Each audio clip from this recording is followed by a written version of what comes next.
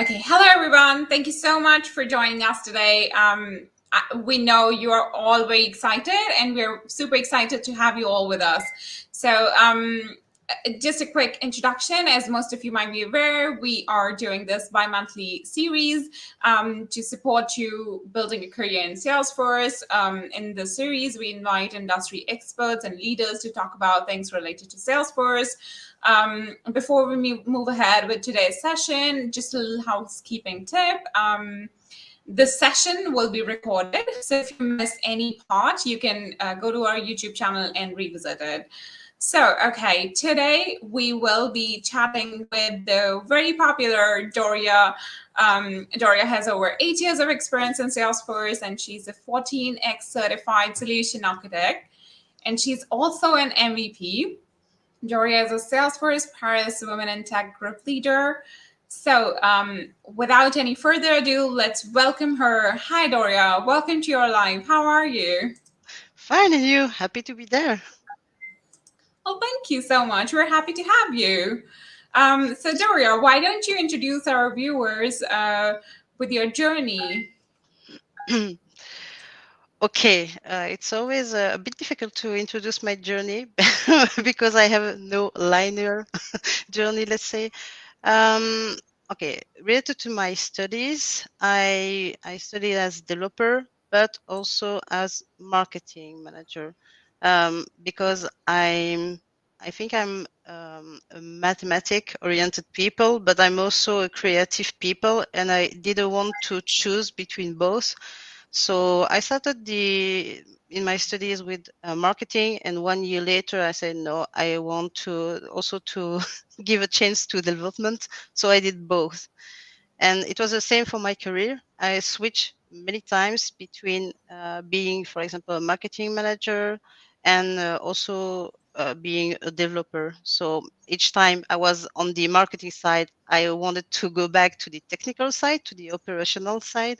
And when I was on the operational side, I missed some creativity. So I went back to the marketing side and back and forth like this until I joined the Salesforce ecosystem, and then I find the right balance between both of them. Ah, okay. Yeah, I actually noticed that you come from a marketing background. So you actually you have actually tasted it all, the development, the marketing side, and the business and everything, which is fantastic. Yes, and also that's the biggest opportunity you have in the Salesforce ecosystem is that you can switch from, let's say, from job title. You can work, for example, with Marketing Cloud, implementing marketing campaigns, and then go back to the platform, build components, or follow the clients to for them to be able to have the right solution. And it's never a loss of time. It's always something that is added to your global experience. You will never see any people saying, no, but you came from the marketing background with Marketing Cloud, and we are searching for a platform expert now. You have a lack in experience. No, it's a plus for your career. Having more experience with many Salesforce products, it's always a good thing for your career. That's what I liked. Yeah, I actually really like this thing about the Salesforce community as well, because you're not actually restricted with anything. So even if you're a developer, you don't need to be a developer forever. You can actually switch your interests or your field pretty easily. So that's really interesting. And also, as you mentioned this during your conversation as well, it is actually really interesting that people from different backgrounds, for example, if I'm a marketeer and I want to move into Salesforce, this is also like Salesforce welcomes me with open hands. So it's not like I cannot utilize my past experience. It's almost like the way I'm solving problems here as a marketeer. Uh, it is almost same with Salesforce. So as a Salesforce person, you're also solving day-to-day issues with your clients or with the portal you have. So for example, if I'm a normal marketer or if I'm a Salesforce marketer, it's not too different. Yes, that's true. I began with the client side before switching to the agency side, and I have to admit it was also an opportunity for me because when you're on the client side, you know what you expect from your partners. And when Mhm. you're on the partner side, well, you know how a client think, what they expect from you, how it's going related to political discussion and this kind of thing. So it was very helpful. I used my Mhm. past experience before Salesforce to grow in the Salesforce technology. Yeah, actually, so it's really interesting how people from all these different career backgrounds are working together in Salesforce ecosystem. So it's really interesting and amusing at the same time. Yeah, that's true. Okay. So, all of us who are watching this live, please give us a shout out. Please give Doria a shout out and share where you're joining us from. You can also send in your messages or your questions through comment section. Um, okay, so Doria, today we are touching a topic which a lot of people try to ignore, or they're just like, okay, this is something we're not going to talk about. It's pretty much like a taboo, even though like a lot of people want to be an MVP. But they don't want to talk about what is a Salesforce MVP, how people can actually reach at this level in the Salesforce community. So, okay, why don't you share with us all what is a Salesforce MVP? It's the perfect timing to speak about it as the nomination has just begun now. So that's the Absolutely. perfect time. Um, Maybe let's begin with how you are nominated as an MVP. So MVPs are people from the community, let's say that go beyond usual action that you can do in the community. You have many kind of Salesforce MVPs nominated for so many reasons.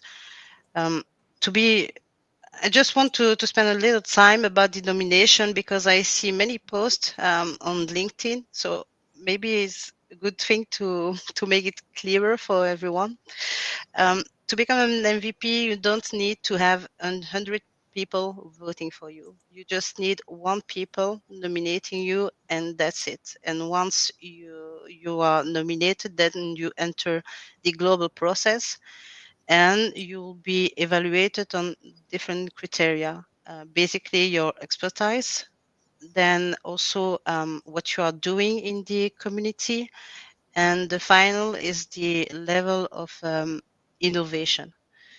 For Mhm. example, it's not that it's not enough, but people, I don't know, doing one answering two or three questions a year, for example, in the groups, that will not be enough. Otherwise, everybody should be an MVP, and we should have millions of MVP around the world. So these, so these are the three criteria. Um, Once you become nominated, then you become an MVP for 1 year, and after this 1 year, you can be renominated by the others MVPs and also the global community.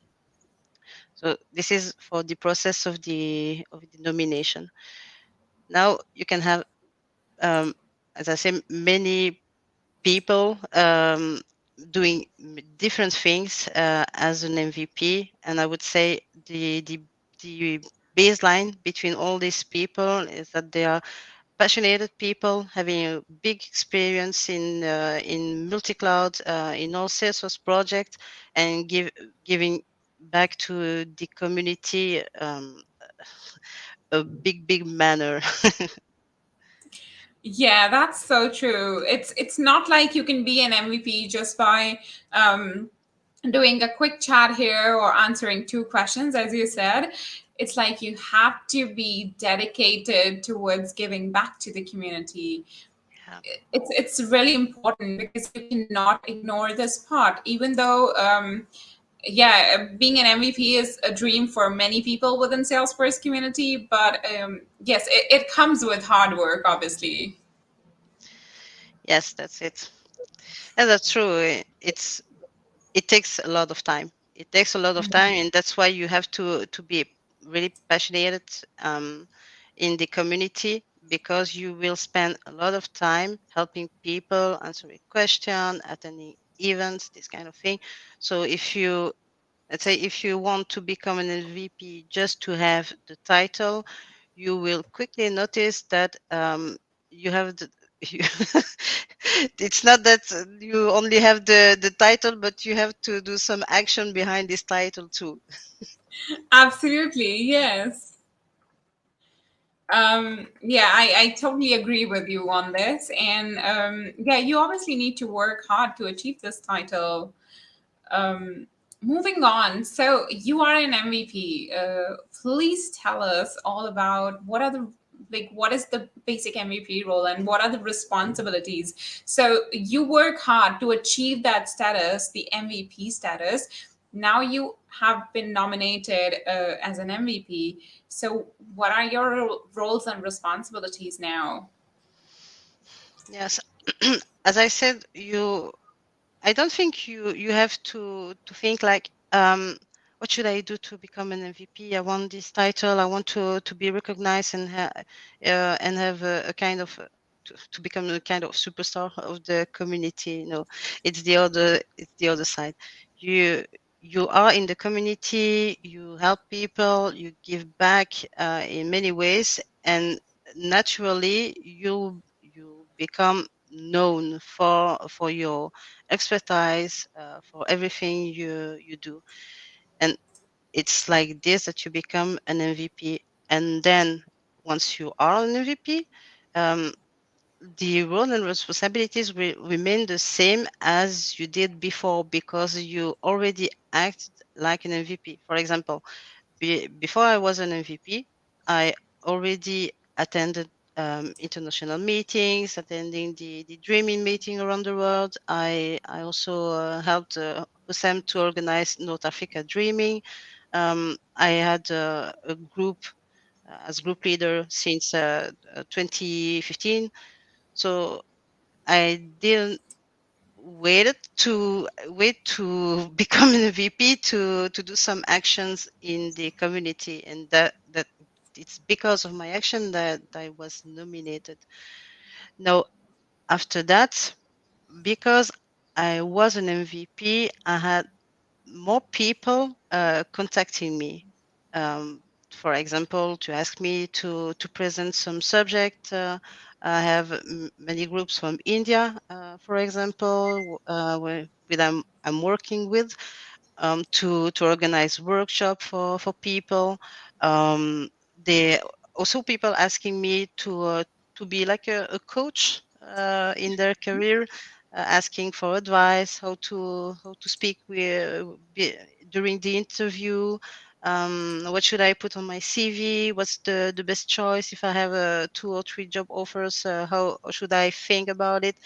You know, you're identified like an expert. Maybe people think that we are expert in everything. So, we are not. We are absolutely not. But we try our best to be there for everybody. On my side, I accept each connection I receive, for example, on LinkedIn. I try to answer people each time I have a question. So I think the most responsibility of the MVP is to be like an example of the giving back value of Salesforce in the Trailblazer community. And then for the role, as I said, there are many ways to act as an MVP. We spoke about answering questions. There are people answering everyday questions on help. There are also people putting ideas for sales for the improvement on the roadmap. People attending events, this kind of thing. So they continue to do that. They innovate. We speak also with the community to hear what they want us to do. For example, in our group, we started a new initiative to connect to the recruiters and people seeking for a job by organizing job weeks. So the recruiters have the opportunity to use our group because we have 2,000 people who following us. So we will put the job opportunities on our page, and this came from a discussion we had with our members. They said we would want, let's say, we'd like to have more visibility about the market and the jobs that are available in France. Could you please do something? So let's innovate. Okay, let's try it. We'll see if it works or not, but at least we'll imagine a new way to do that. So I think these are the roles and responsibilities of an MVP. So mostly it's giving back to the community in all these different ways as much as possible. Do not try to limit yourself. Do whatever you can for the people. Instead of thinking about how I can be an MVP, maybe people should think about, okay, I need to do something for the community, and they might become an MVP. Yes, I think if you want to spend, if you have let's say a social oriented mindset, I don't know if it's the right way to do that and to say that, but if you want to help people, uh, if you have a good expertise in the Salesforce ecosystem, then one day you'll be nominated as MVP because people will know you. Um, People will put your name in the nomination list, and yes, if you do amazing thing, it's clear that you will be recognized for this. And as I said, there are many ways to do that. So just be natural, find your own way to participate to the community, and do what you want. It's very important to do something that you like to do, that you love to do. It's not something that you should do to become an MVP. It never works. It's too much time to spend. You will be bored, but in the short term. Yeah, no, that's true. But giving back to the community is really important. But what do you think? How important it is to build one's own social media brand as well? So nowadays, people are active on LinkedIn, Facebook, Twitter, Instagram, etc. Um, do you think if somebody is working in that direction, helping the community, do you think it's really important for them to have a very active social media presence as well? I don't think so. Not necessarily. The social media activity will help you to build your network, and in our world, it's very important to have peers. It will help you to find help because everybody needs help one day or another. Um, this is what social media will help you with. Now, on the other side, I saw also MVPs become nominated because they share many information on the social media. They are very active, and it's also a way as to be nominated. So it's also a kind of activity you could have. Not on Not everybody wants to go in a meeting to present. There are shy people. Um, for example, um, I heard from different MVPs that they were too shy to lead a group, and that's why they started to write a blog. You have the example, for example, of David Liu. It's a good example. He started a blog, and then he became nominated because yes, the blog was very good. You have also other people like Amit Shodari from from India. He built the Apex Hours concept. Um, of course, you have people attending, but there are also record a session. You can just record yourself, put it on YouTube, and that's it. It's also a way to do that. Um, it's a way to interact with the community without being necessarily in front of them in case you are too shy for this. Yeah, absolutely. There are many ways one can give back to the community. You just have to have a genuine interest in doing that.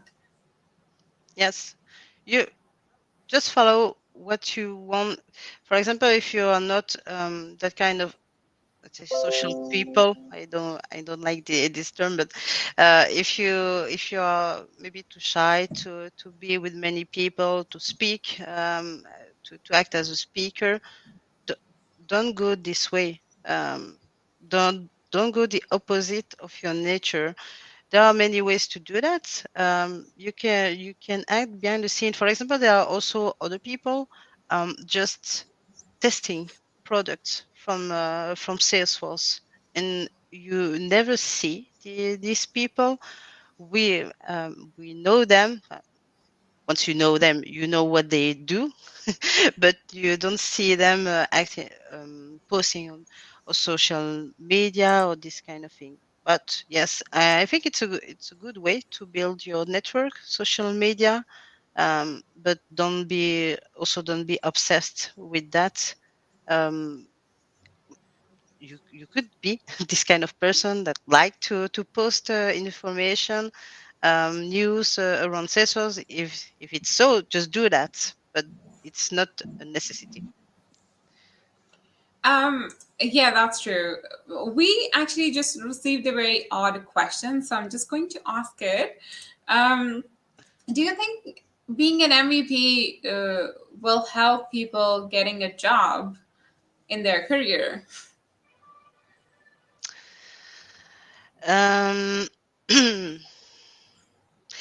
I think if you because one of the pillar of being an MVP is the expertise. I don't think it's correlated, because if you are already an expert, or you have at least one good level of expertise, in our world, in the safest world, I don't think it's difficult to find a job. No. If the question is about beginners or juniors that should become MVPs, um, it will be a bit difficult to become an MVP, because you will be also evaluated on your expertise that you don't have yet.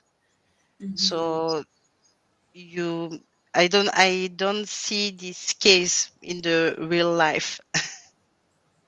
Yeah, no, I can totally relate to what you're saying, because being an MVP is like sharing your knowledge with the community. If you're just beginning your career or you're just at the start, it is difficult for you to share that knowledge which you don't have at the moment.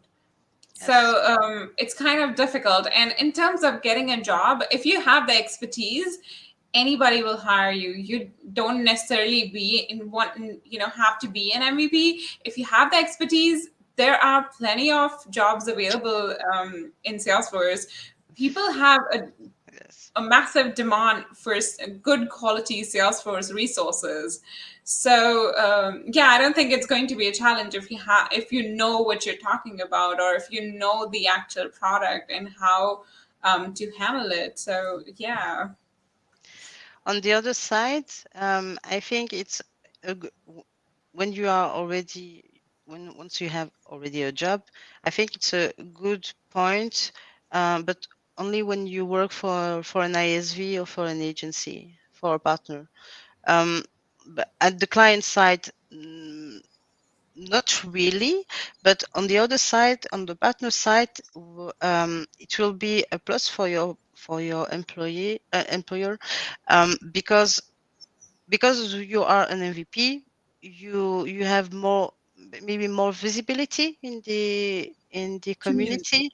You have also a bigger network, And because you have a bigger network, for example, if you need some information or to find people having the same problem than you are, and then you have finding also people to join a company, this kind of thing, it's maybe easier to attract people to you when you are an MVP, but it's not related to technical skills. These are more related to your visibility or also soft skills, maybe. Hmm. Yeah, absolutely. Yes. Um, I totally agree with that.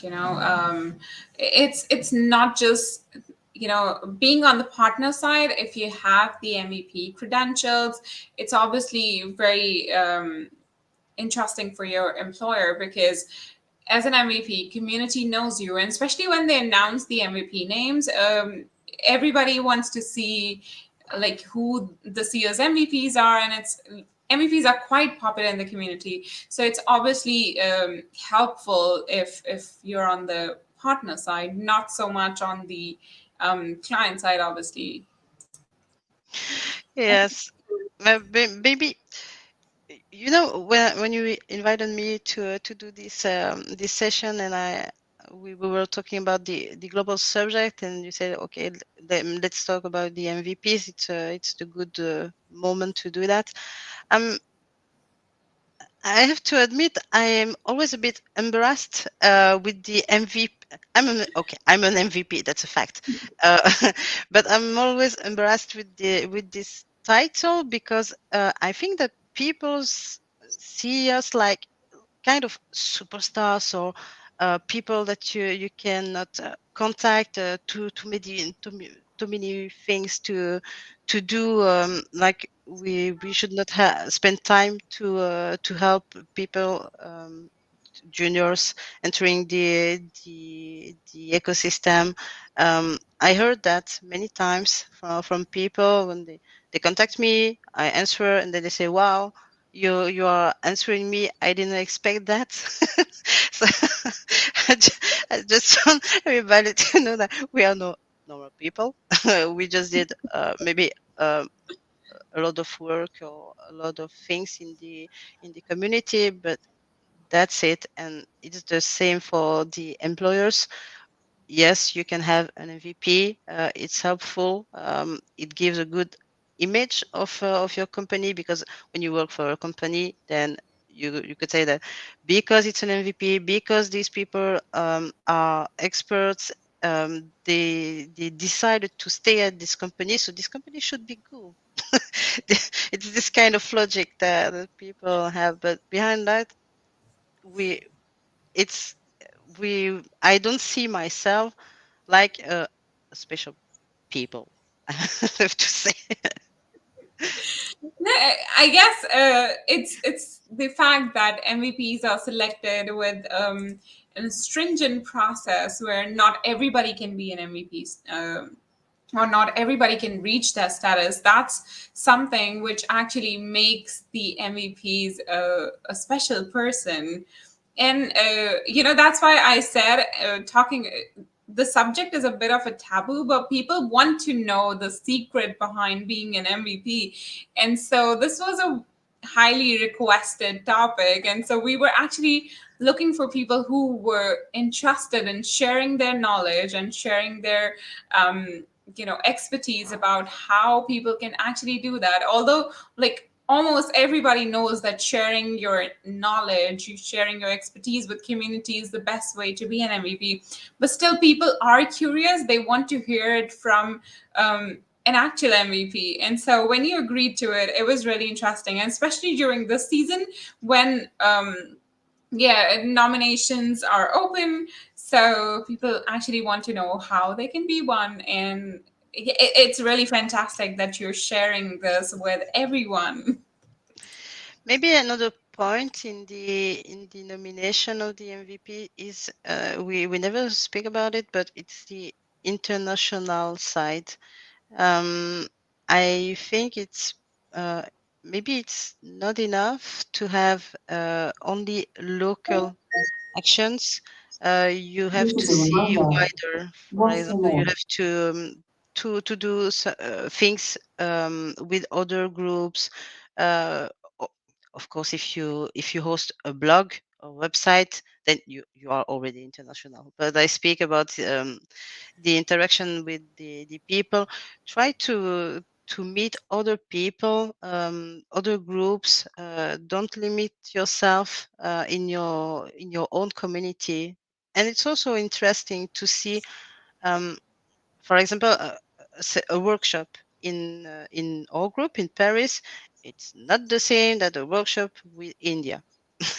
We have all other cultures, other way to react, to interact. It's very interesting to share this kind of knowledge. You will learn a lot by going to the other people, and of course, for people not speaking easily in English, you have to be fluent in English to become an MVP because you will be involved in international actions. Yeah, no, that's true actually. So there are like so many different things which are actually linked to just this one thing. Um, and yeah, it's really awesome that you're sharing the secret sauce and everything. But it's All a good right. thing, not only Right. if you want to become an MVP, but for your global career in Salesforce. The more you meet people and you learn how they think, how they work. Also, the way of working is not the same all around the world. You will learn a lot, and you will learn to adapt yourself to all the situation you can encounter with your client, for example. Yeah, no, that's true. Exactly. There's so around the world there are so many different cultures, and when you're interacting with other people from different countries, it's obviously a very different experience, and with that comes very different opinions and ideas and so many different things. Yeah, absolutely. Okay, moving on. So you have already shared a few ways with which one can actually be more active in the Salesforce community. Do you have any other special ways how people can give back to the community, or they can be a bit more active? Um, I will give you example of MVPs and what they do. Maybe this can help you to find your way to to help the community. So as I said, you have Amit Chandari who hosts the Apex Hour. So these are kind of sessions that are recorded on specific topics, and they create series, for example, RWC series, flows series, this kind of thing. It's a way to do it. You don't have to invite people. You can also host only a YouTube channel and post your own videos on that. It was the same for Amit Singh from SFDC Panther. He has a website. He posts many articles on it, so it's also a way to do that. No, there are other people attending. If you have the, of course, I know it's a bit difficult for the moment with the COVID, but if in the future, if you have the opportunity to travel, um, go to the dreaming event. It's for me it's the best way to meet people. I love to do dreaming. If I had the opportunity, I will attend all the dreaming events if I have a lot of money and a lot of time. Because in the on my side, I attend dreaming events because it's a way to travel. You will travel around the world. Then you will also meet people. You know that you are in a foreign country, but at least you know people from the community, and because there are people from the Salesforce community, you know that you can always spend time with these people. Even if you don't know anybody there, you will meet new people. Everybody in our community is open to meet new friends, so that's a cool thing. And it's also the opportunity to visit the country to to learn about new cultures. And as there are local people organizing this kind of event, you will have the best organizer, the best people to show you what to visit, how it works, how are people there, how you should behave as a tourist, this kind of thing. So it's a very good way to yes, to open your mind to new things. You can also um, so you can attend, you can be speaker, and but you can also take part of the organization. There are many groups searching for people to help them to organize, because organizing such an event, it's a lot of work. You are working on it for months, so do not hesitate to ask if you have a dreaming event in your country. Do not hesitate to contact the organizer to ask, hey, what can I do for this event? I want to be part of the organization. Um, they will be more than happy to have more hands on this. So this is also a way to attend. And of course, you have the groups where you can share your knowledge, or just be active at the beginning. Start with attending, and then try to be a speaker. It's also a way to give back to the community. It's not only that you come to take something. Um, it's also important to give back to other people. You have the mentorship program from Salesforce. It's also a way to help people. You can coach people in one-to-one, and then these people will give feedbacks about you, all you are doing for them. Um, there are people building courses. Like I said, David Liu on Plula's site, you have the or a big series of course available. You have also Angela from Red Woman, helping women to enter the technology world, organizing session of 2 months or 3 months, I think, helping them. So, for example, a ready woman is always searching for developers to be mentors or speakers for the session. So the concept is that you do not know anything about development. You start from zero. You have to be an admin. You have to know the basic concept, and then you follow a session, and behind between the session you have also a kind of mentor that will help you in exercise you have to do between the sessions. So they are always searching for people to help them. It's also a way to do that. And then you have people attending, let's say, more official Salesforce events like Ask the Expert. It's an initiative launched by Salesforce.org. The concept is you come and everybody can connect and ask you any question. You are not alone in this kind of in this kind of session. You have people from Salesforce, but also other experts, because as I said, okay, we are known as expert, but there is nobody in this world and we everything about Salesforce. um, the, it's also a way to be known by Salesforce directly. This kind of session, also the trailhead sessions, you can always ask the trailhead team to have a session if you have an idea that would be helpful in the Mhm. trailhead life.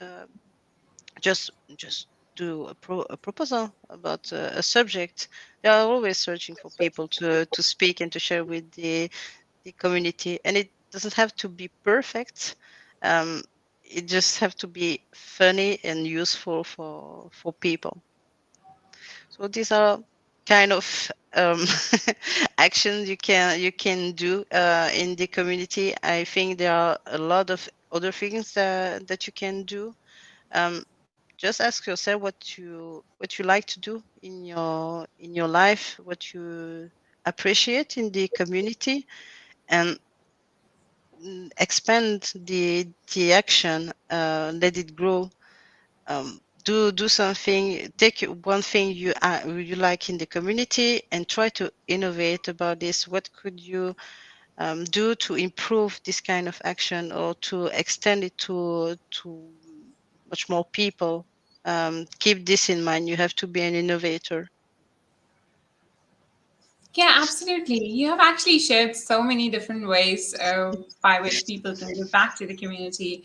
And yeah, there are so many ways that you can find plenty of stuff online. But if you actually want to give back to the community, you just have to think about the way with which you can actually help people.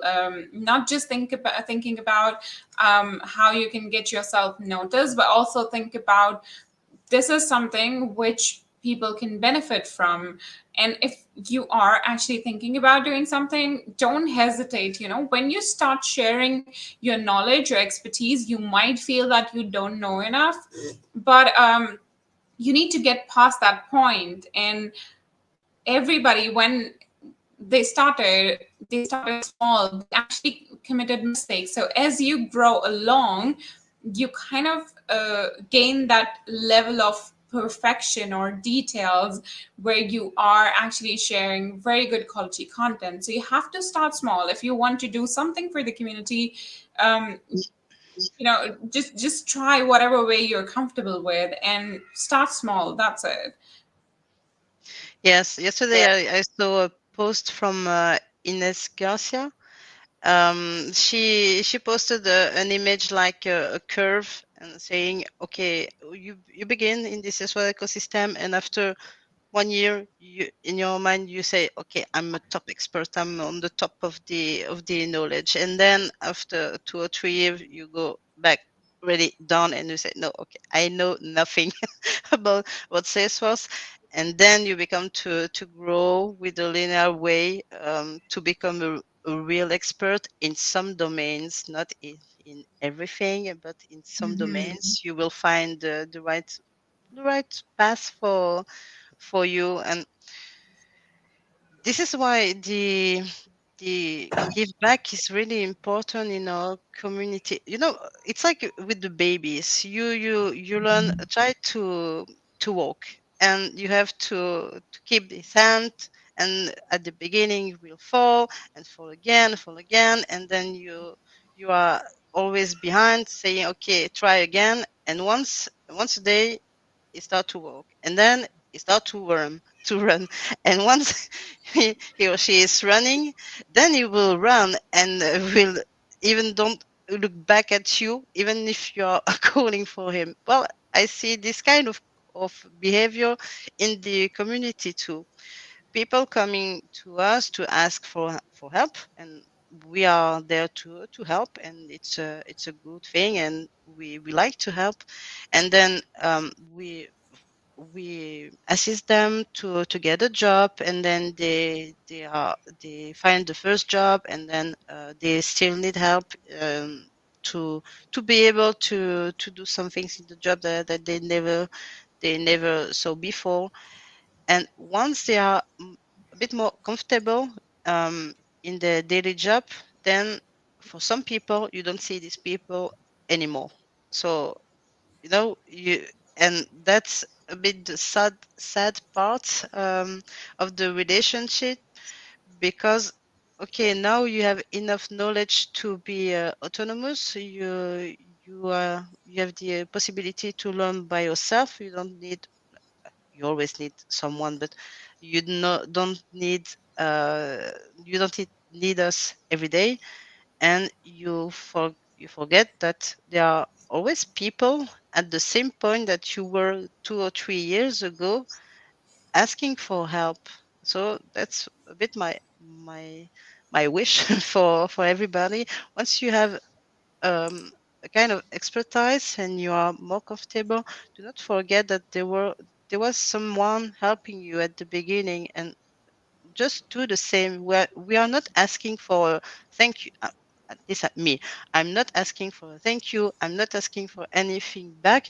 I'm just asking that the day you are comfortable in your work, in your expertise, do the same for someone else. This is how we can help the community to grow. You don't have to only focus on people having more expertise than you. um, don't forget the people asking for help. That's the only wish I have to the global community. And I say it as a MVP. I spend more time helping people than than mm, let's say asking for things to the other experts, even if I have the opportunity to do it every day. Yeah, no, actually, that's true. So, if people will stop giving back to the community, then everything will come to a halt, because you have to understand, when you were a starter, you needed help from somebody and you got it from somewhere. So you need to actually reciprocate that action with the people who are joining the Salesforce community now. So, yeah, it is always fantastic to give back to the community. Yes, and that's maybe some people say it's a loss of time. What's in it for me? I will. Okay, it's too heavy to help people. They do not understand quickly. I have to repeat it 10 times. I'm no, I'm bored about all this kind of question, but we all passed this stage in our life, and this is also something that you will be evaluated as an MVP. How do you help people to grow? Because as you know, the market is growing each year. The Salesforce growth is unbelievable. We will have a lack of developers, administrators, each profile in the upcoming years if we don't help people to start with this Salesforce technology. And at the end, everybody will suffer of this. Not only the clients, but we too, because when you're an expert and you don't have more starters to help you on the project, well, you have to do it uh, but on your side. You have to handle everything, so it will be easier if we have more people involved in the community to help us in the future. Yeah, true. And I absolutely agree with you. With the latest Salesforce report, we can see that there are millions of jobs which will be generated in the upcoming 5 years, as Salesforce anticipated. So there's a lot which is happening within the Salesforce ecosystem, and it is growing like crazy. So we need new people. We need people to actually mentor them, support them, all the new people who are joining in. We need a lot of support within the community. So don't just think about, being an MVP when you're supporting the community. You have to think about the upcoming generation as well, because if you don't have more people joining in Salesforce, you will be burdened with a lot of work. So you can actually think about indirectly about yourself, that okay, I need some help, so I need to mentor a few people. Otherwise, I can't get any help. So, yeah, that's very Yes. true. Yes, especially when you become an expert, when you have like 5, 10 years in the Salesforce ecosystem, um, you know that, and we see that on the project that we need we need all kind of level of expertise on the project, not only experts. We also need to improve the colleagues' expertise. We need to ramp them up. It's a kind of mindset you have to have in your global journey, not only in the Salesforce community, but also in your daily job. If you are working with starters, help them to improve their knowledge. And okay, you will invest a lot of time. maybe you will suffer a bit of this situation, but at the end they will become people helping you, and you'll be more than happy to have them to count on them. So it's very important to keep the same way of thinking, not only in the community but in your daily job, or also with your related.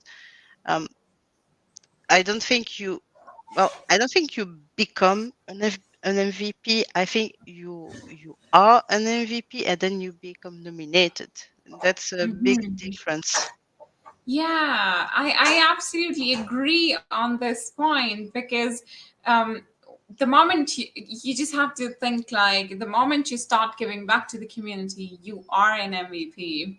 It's just a matter of getting noticed and getting nominated. That's it.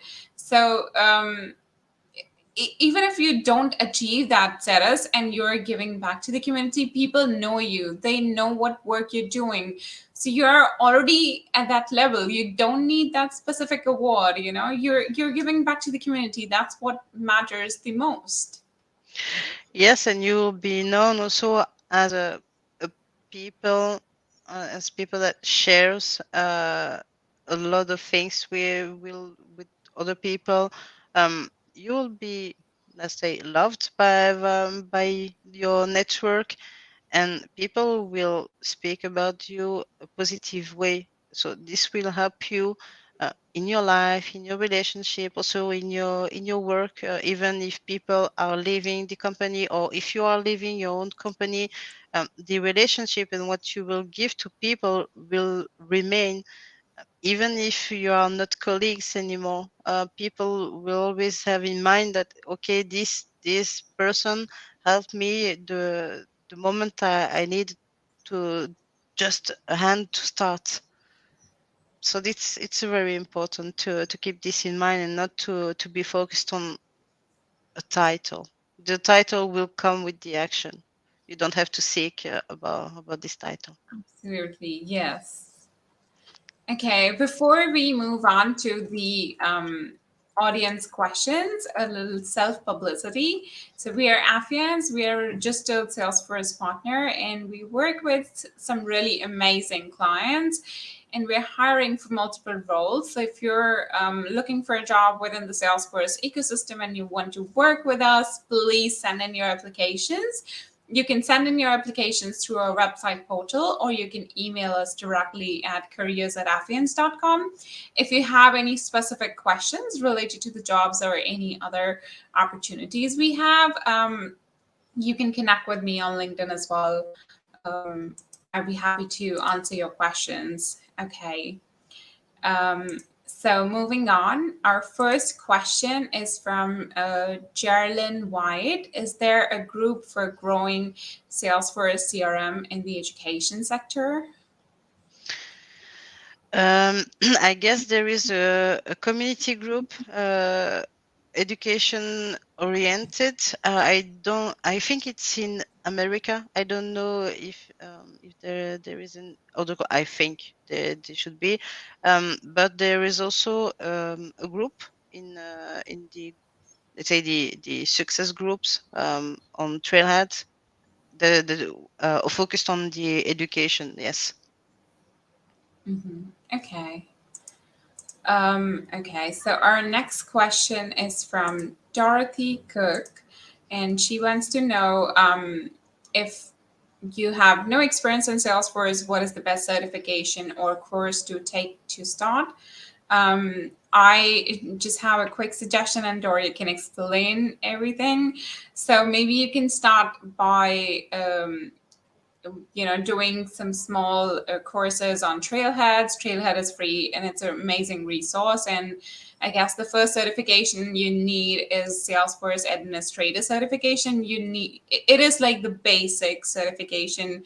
This will actually help you understand Salesforce and how things work within Salesforce. So you can start with administrator certification and Trailhead. You can watch a lot of awesome videos on YouTube. There's plenty of information available there. And then also Salesforce organizes really amazing sessions. for admin, for developer, and other certifications as well. There are almost about 6 to 7 hour long sessions where they have experts coming in, sharing, talking about all the different topics which are covered in the exam. So that's something from me. And now maybe Doria can help you. Mm. I totally agree with you. Salesforce Trailhead is the basic of your. It's the e-learning platform, so everything starts from Trailhead.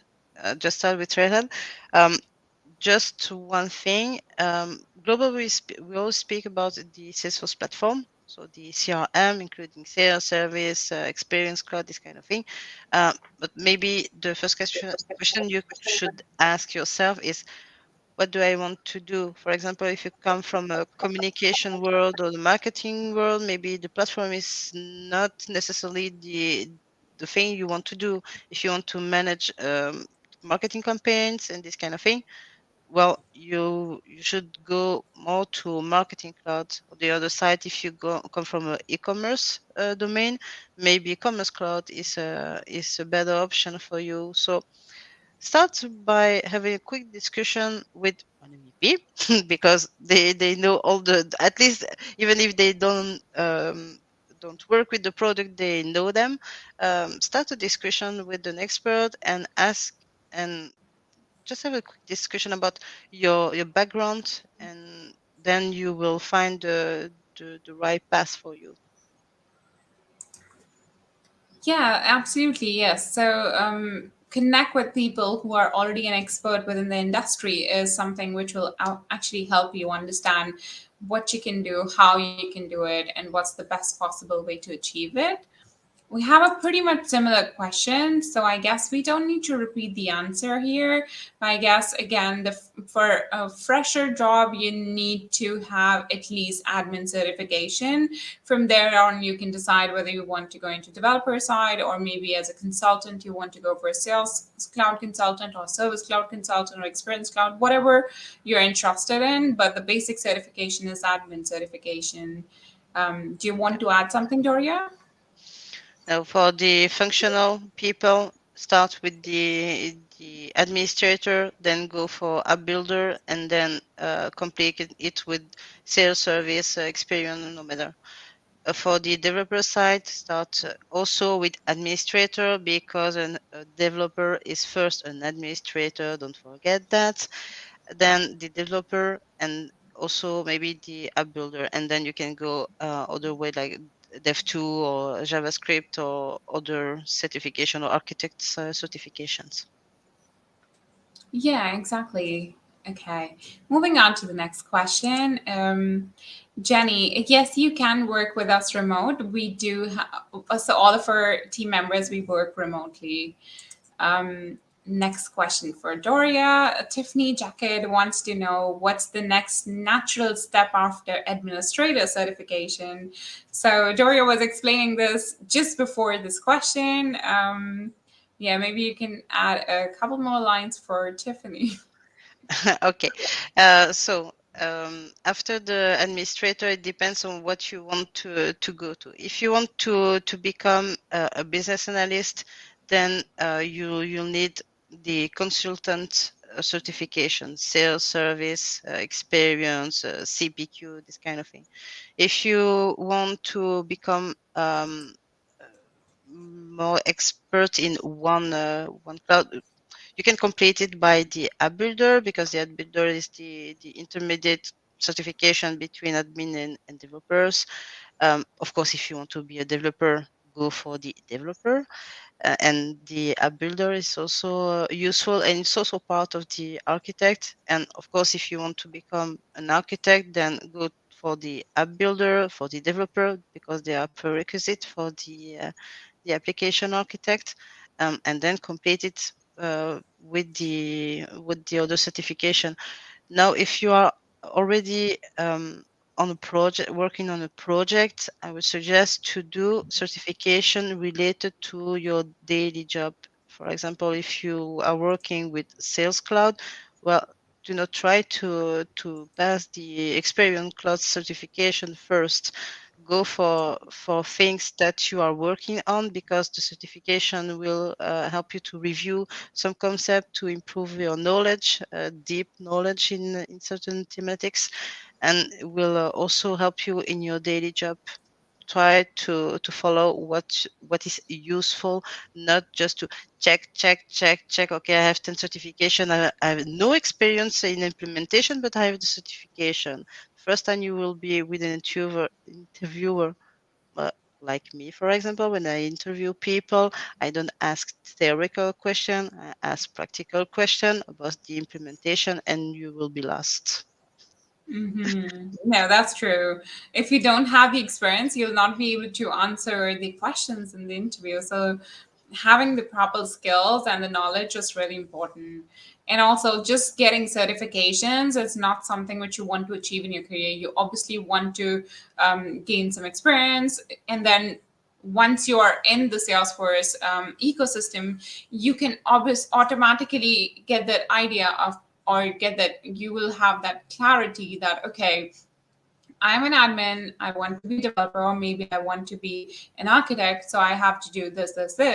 So you actually have to enter in there and understand how you work, because everybody has different working styles, everybody has different experiences. So it totally depends on you how you want to move ahead and what is the next certification you want to do. There was a good video that was shared a few weeks ago with the CEO of Focus on Force. So Focus on Force is a website, let's say, well, yes, a website offering paying courses to prepare your certification. And this was a discussion about what's the next certification for me. So try to check on LinkedIn for the Focus of a CEO, and go back to the wall. You will find this video. It was very, very helpful. Yeah, exactly. Um, okay, moving on. Nilesh Thotre is asking, is it good to start Salesforce as fresh for people with more than 10, 12 years of experience in other technology? If yes, then how to start? Doria, over to you. The question should be, why should you switch to Salesforce? What's the goal behind that? If you want to switch the technology because you're tired of the technology you are working on today, well, it's a good point. Because you have already 10 years knowledge in other technology, it will be very easy for you to jump in Salesforce. For example, if you are a Java developer, it's pretty easy to learn Apex. Um, if you have already experience in managing project as a business analyst, no matter the technology, it will be the same process too. So you will benefit of your past experience, to have a this will be a kind of accelerator for you.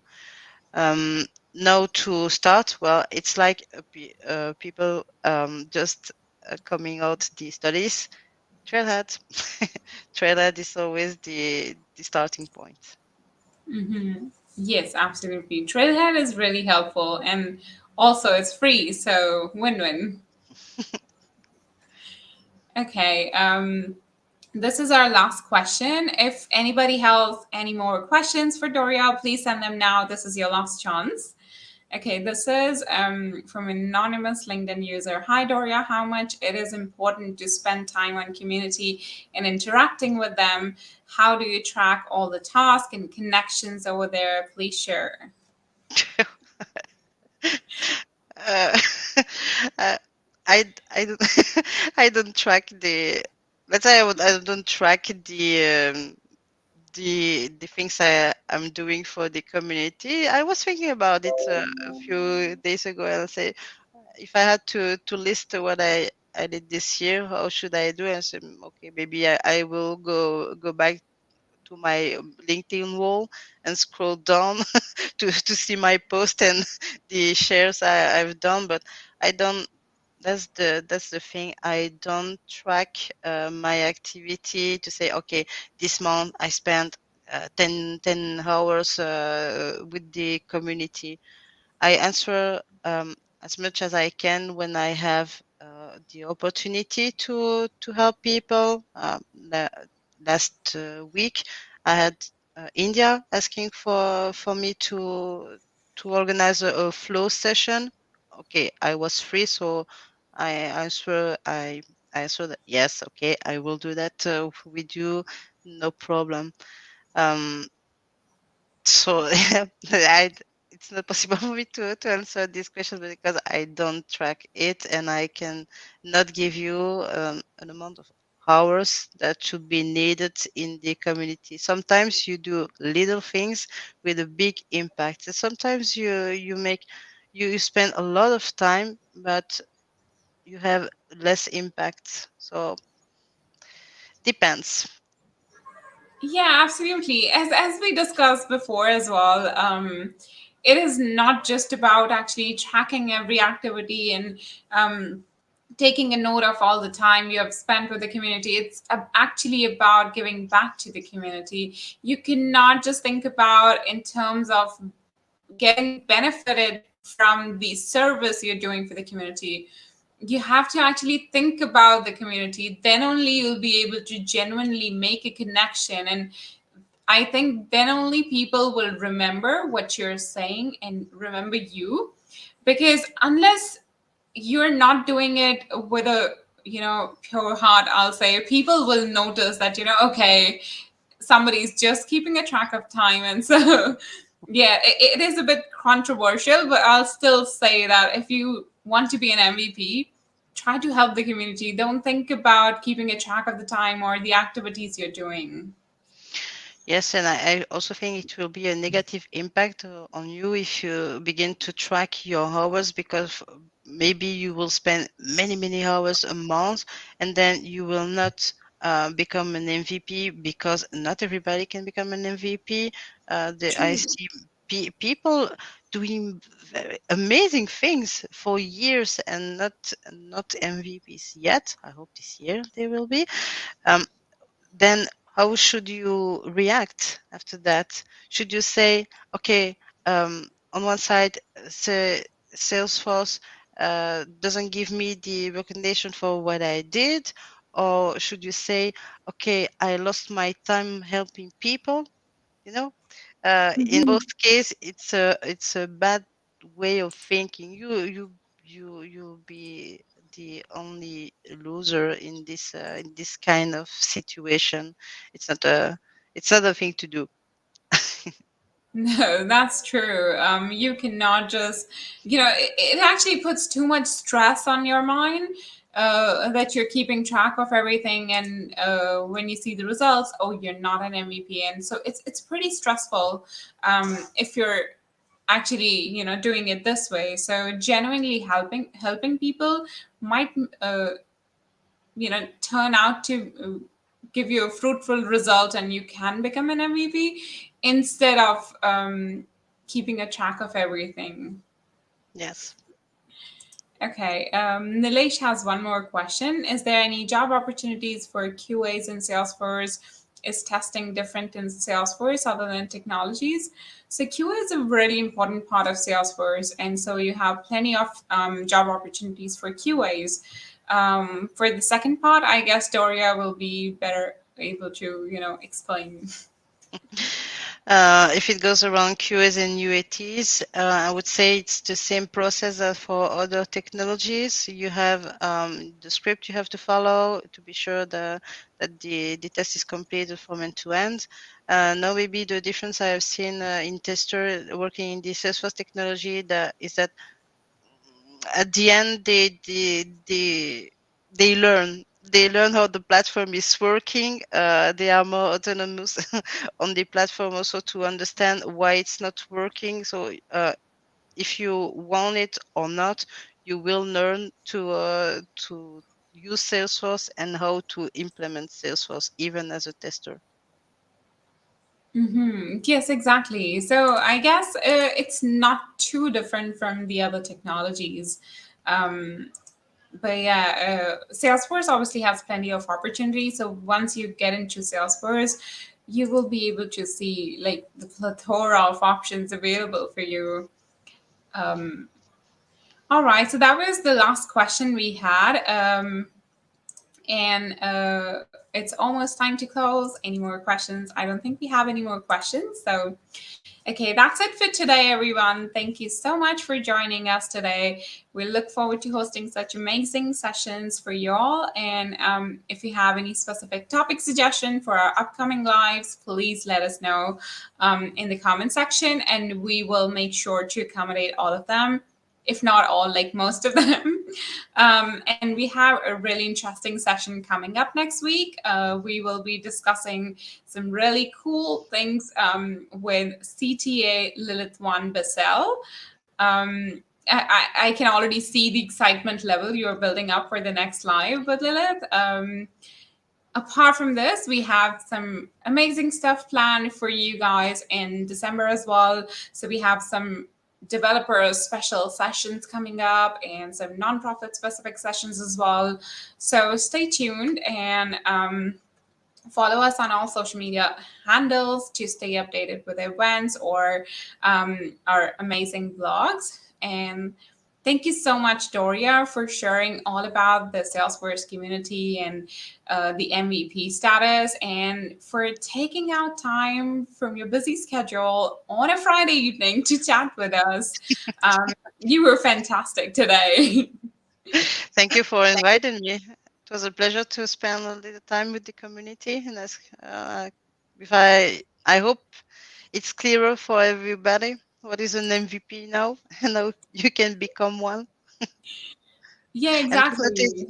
so do not hesitate for the participant. Do not hesitate to contact me if you have more question. As I said, I'm open to answer a question, not necessarily directly, but I will answer.